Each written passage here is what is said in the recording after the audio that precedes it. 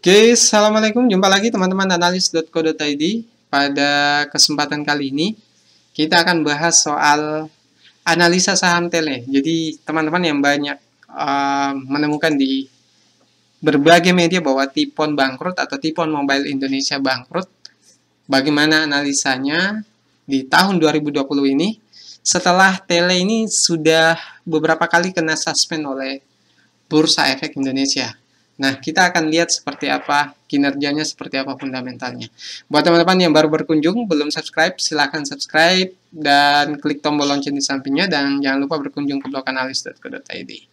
Oke, kita mulai saja di profil perusahaan. Jadi, bisnis tele ini sebenarnya dimulai dari membuat ponsel bermerek Tipon, kemudian dia merambah ke bisnis distributor ponsel, diantaranya adalah LG, Samsung, dulu BlackBerry, Apple, dan Tipon itu sendiri. Tapi kemudian dia berkembang lagi, membangun bisnis distributor kartu perdana. Nah, ini sebenarnya seberapa besar tingkat penghasilan dari bisnis kartu perdana prabayar dan voucher isi ulang ini. Nah, jadi secara umum sebenarnya dia jualan HP, kemudian jualan kartu perdana. Intinya dia sebagai distributor, teman-teman. Intinya seperti itu. Nah, kita lihat sebenarnya seberapa besar sih. Nah, kalau kita lihat di laporan keuangan, penjualan voucher dan kartu perdana itu yang tertinggi. Bahkan bisa sampai 4-5 kali lipat dari penjualan telepon seluler dan jasa perbaikan. Nah, ini intinya sebenarnya di sini. Jadi dia perusahaan penjualan kartu perdana dan voucher.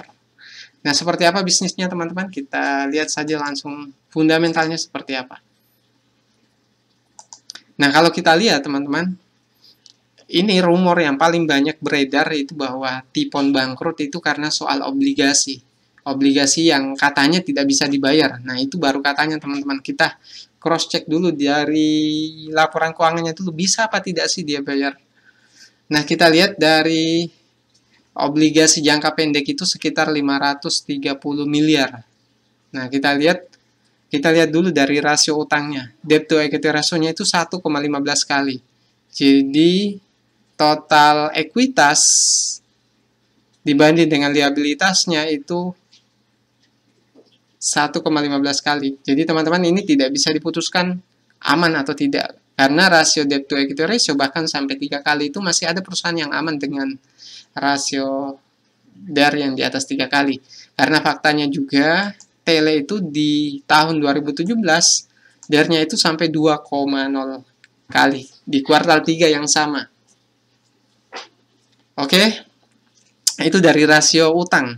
Jadi ini tidak bisa menjawab secara penuh aman atau tidak berinvestasi di saham tele ini. Kalau cuma dari rasio DAR. Nah, kita lihat rasio lain, teman-teman. Biasanya kalau kita mau lihat aman, kita lihat kasnya seperti apa. Kasnya cukup atau tidak untuk bayar utang jangka pendeknya.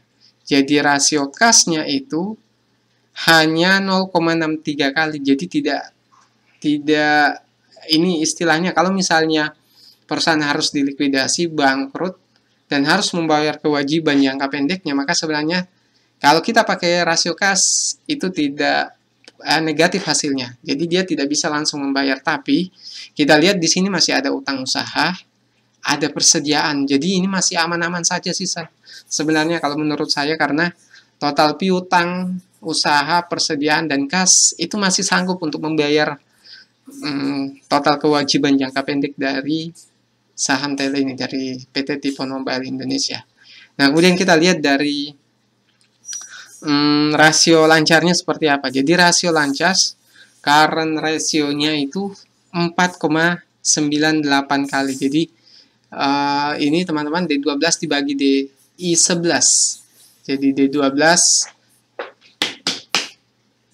itu total aset lancarnya 8,4 triliun, sedangkan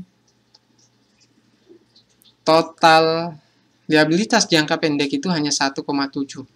Ini pun masih tergolong aman dan positif, teman-teman.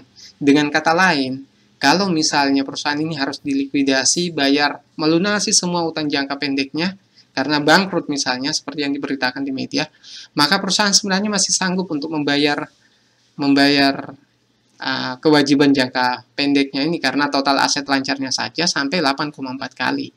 Nah, pertanyaannya kemudian, kondisi Tele sekarang seperti apa? Karena ini di kuartal 4, dia belum rilis laporan keuangan. Saya sudah cek di situsnya, sudah cek juga di IDX, juga belum rilis juga, teman-teman. Nah, ini pertanyaan, apakah kondisi ini masih sama dengan saat ini? Karena ini adalah kuartal 3 2019. Sedangkan sekarang kuartal 1 2020 saja itu sudah rilis.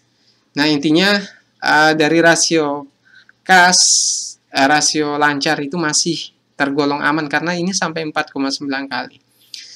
Kemudian kita lihat kinerja penjualannya. Jadi penjualan laba ruginya itu standar di angka ini, teman-teman, di angka 18 sampai 20 kalau saya lihat selama 5 tahun terakhir.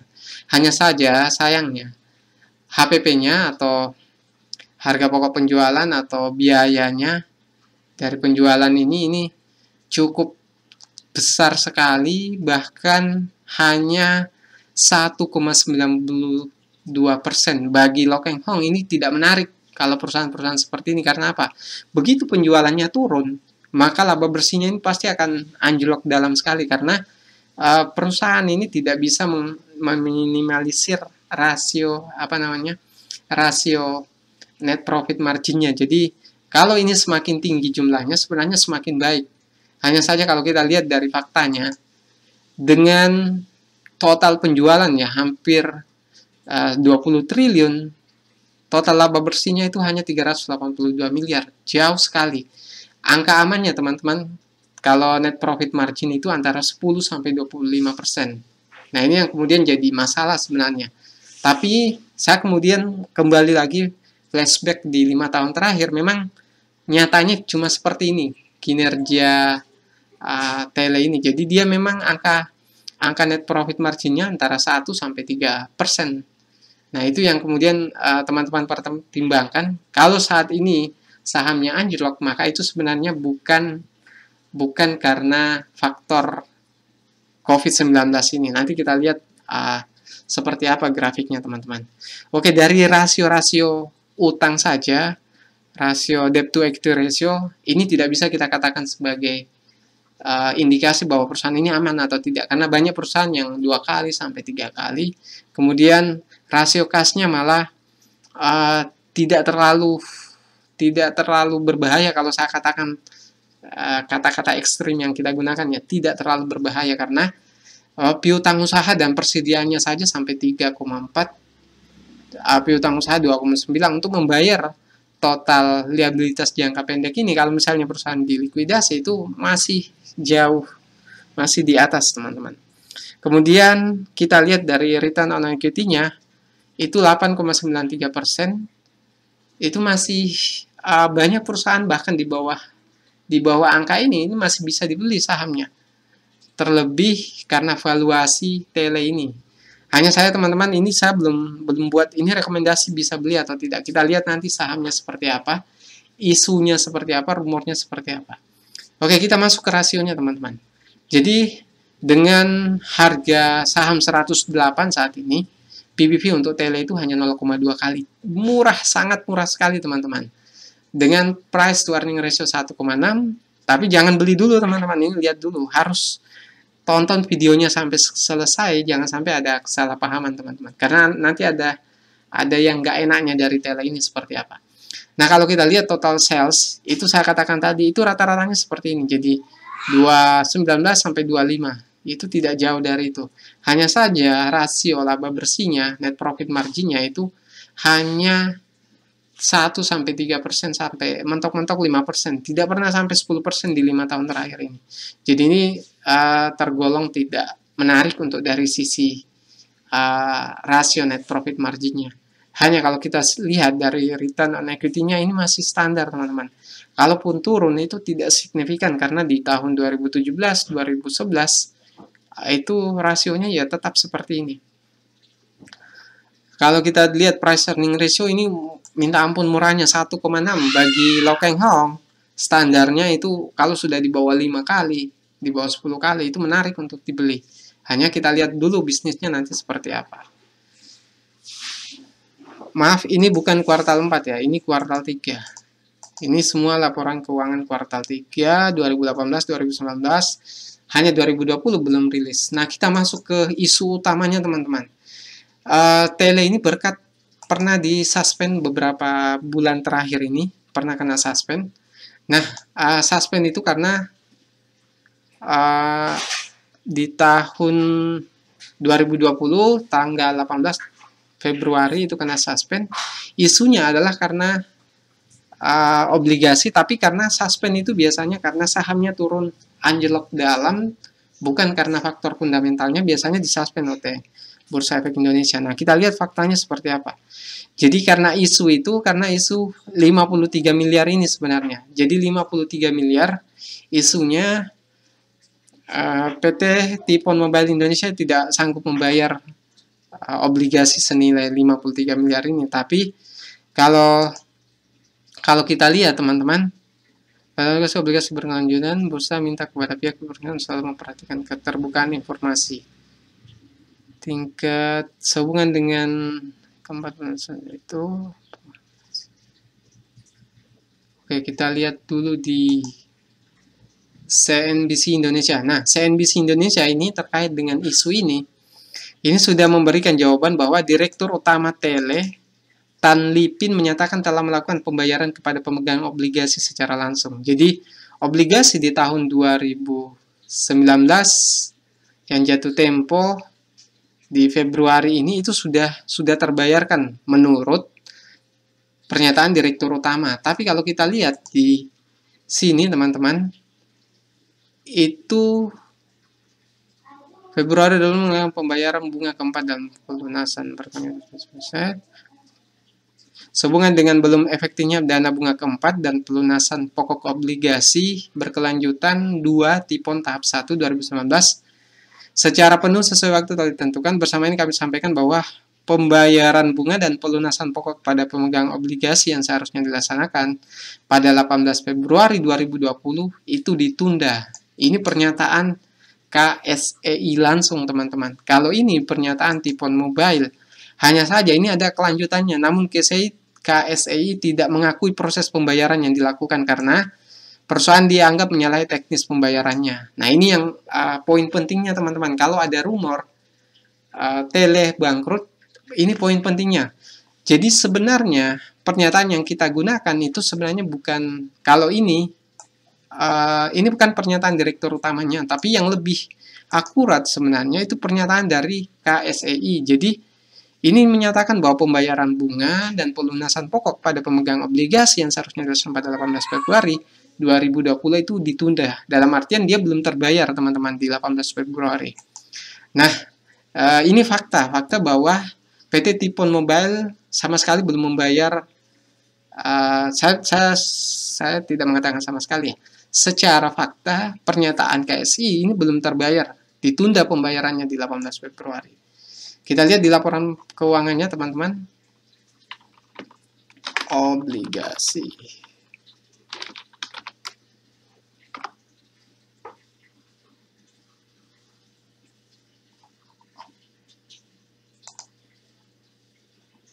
Oke, kita salah. Kita masuk dulu. Oke, utang obligasi itu ada senilai 500. Nah, ini yang sesuai dengan di media ini, yaitu senilai 53 miliar di laporan keuangan. Utang obligasi neto itu 53 miliar lebih. 54 lah kalau kita bulatkan. Nah, kita lihat, kita search lagi teman-teman.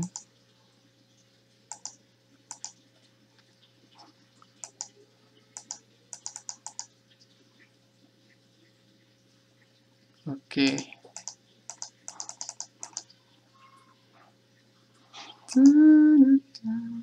Obligasi 539 2238 ya.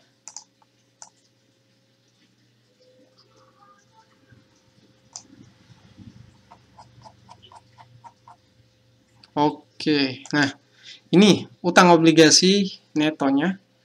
Jadi kalau kita lihat teman-teman, sebenarnya utang obligasi berkelanjutan dari T-Pon Mobile itu mulai 2016, 2031, menurut saya ini jumlahnya bahkan jauh lebih besar dari utang obligasi berkelanjutan yang saat ini. Kalau saat ini tidak terbayar dalam artian pernyataan dari KSEI itu sebenarnya bukan terbayar, tapi tertunda. Karena kalau kita lihat historinya, obligasi berkelanjutan ini sebenarnya terus terbayar, bahkan kalau kita bandingkan dengan angka 53 miliar sekarang, itu sangat kecil karena di 2016, 2017 utang obligasinya itu jauh bisa 5 kali, 10 kali lipat dibanding dengan utang obligasi saat ini. Sehingga kalau yang dikhawatirkan utang obligasi ini sebenarnya kita kembali lagi ke fundamental yang tadi teman-teman. Fundamental saham tele itu kalau dari sisi utang, kalaupun obligasi itu harus dibayar senilai 53 miliar itu kecil sekali dibanding dengan kasnya ini 1 triliun lebih. Jadi masih sangat aman kalau menurut hitung-hitungan ini ya. Hanya faktanya kemudian kita harus lihat sahamnya seperti apa. Faktanya sekarang saham PT T-Pon Mobile Indonesia itu belum merilis laporan keuangan kuartal 4 2019 dan kuartal 1 2020. Dan kemudian ini hal penting lagi yang perlu teman-teman perhatikan, bahwa saham T-Pon Mobile itu anjlok, jatuh, itu bukan karena semata faktor COVID-19 ini, tapi dia jatuh karena sejak tahun 2017 ini kinerjanya kemudian, bukan kinerja ya, pergerakan harga sahamnya itu downtrend terus dari tahun 2017 di bulan ketiga, bulan ke-9, bulan Juli ini sudah masuk puncaknya dan sejak saat itu sampai sekarang ini turun terus teman-teman. Sehingga kalau kita berpikir bahwa saham ini nantinya akan naik karena harganya sudah murah, saya sampaikan kepada teman-teman semua, kalau mau beli saham berdasarkan analisis fundamental, maka gunakanlah fakta yang ada. Ini tidak bisa kita katakan sebagai fakta fundamental dari saham tele karena ini adalah kuartal 3 2019, sedangkan sekarang sudah masuk kuartal 1 2020. Jadi ada 2 laporan keuangan yang harusnya sudah rilis, itu belum dirilis oleh PT T-Pon Mobile Indonesia. Sehingga ini jadi pertanyaan teman-teman. Kalau ada yang katakan bahwa murah, jelas sangat murah, murah sekali bahkan. Tapi bagaimana laporan keuangan tele di 2019, 2020 ini belum rilis sama sekali. Sehingga kalau saya pribadi, jauh lebih baik ambil amannya saja, tidak masuk dulu di saham T-Pon Mobile Indonesia, sampai betul-betul kita tahu kondisi fundamental T-Pon Mobile Indonesia saat ini seperti apa. Karena kuartal 3 yang kita analisis ini sudah kadaluarsa sebenarnya, karena sekarang sudah masuk kuartal 1 2020. Harusnya tahun 2019 sudah rilis, tapi belum rilis juga. Nah, ini pertanyaan yang besar, teman-teman. Betulkah penundaan obligasi senilai 53 miliar ini karena tele tidak sanggup membayar atau tidak? Kalau betul karena tidak sanggup membayar, maka bisa saja saham tele ini akan terus turun lagi. Paling tidak dia kembali lagi ke harga sebelumnya yang paling rendah itu Rp78 per lembarnya. Oke teman-teman, saya tidak mengambil kesimpulan apakah membeli saham tele atau tidak. Yang jelas dari sisi valuasi sangat murah, hanya saja tantangannya adalah kita tidak tahu kinerja tele untuk kuartal 4 atau 2019 secara penuh seperti apa. Bahkan 2020 juga belum, sehingga ini sangat berisiko kalau masuk. Tapi kalau beli saham murah, ini betul-betul murah teman-teman. Akankah ini naik seperti di tahun 2019? Atau paling tidak di 2018 di harga 900-an? Kita tidak tahu, karena itu kembali lagi ke kinerjanya teman-teman. Oke, silahkan putuskan, silahkan ambil kesimpulan. Semua rekomendasi di channel ini, itu kembali lagi kepada investor semua. Saya tidak bertanggung jawab dengan keputusan yang Anda ambil, jadi silahkan dipertimbangkan dengan matang. Karena semua kembali, Anda untung atau rugi, semua kembali ke Anda sendiri. Oke teman-teman, analis saham syariah. Sebelum menutup, jangan lupa subscribe, dan berkunjung ke blog analis.co.id. Pembahasan kita soal analisa saham Tele 2020 sudah selesai. Kalau ada pertanyaan, ada sanggahan, silahkan ajukan komentarnya di bawah. Yang jelas PT Timon Mobile Indonesia Tbk sudah kita bahas hari ini. Kita lihat, kita tunggu nanti laporan keuangannya. Rilis atau tidak, atau bangkrut atau tidak, itu pertanyaan yang besar. Sekian dari saya. Assalamualaikum warahmatullahi wabarakatuh.